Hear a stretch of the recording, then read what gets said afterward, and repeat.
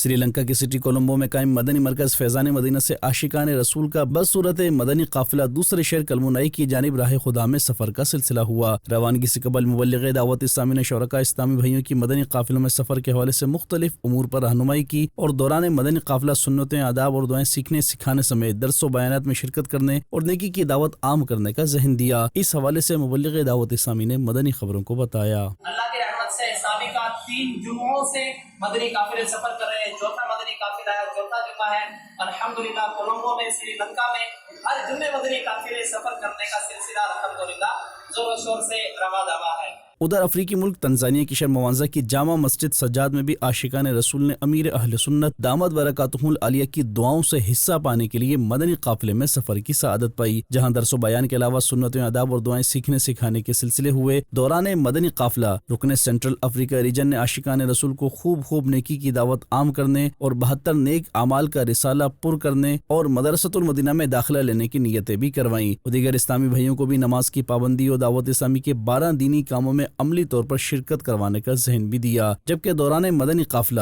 چوک درس و مختلف مقامات پر نیکی کی دعوت بھی عام کی گئی۔ مدنی چینل کے ناظرین، آپ بھی نیکی کی دعوت عام کرنے کے لیے مدنی قافلوں میں سفر کو اپنا معمول بنا لیجئے۔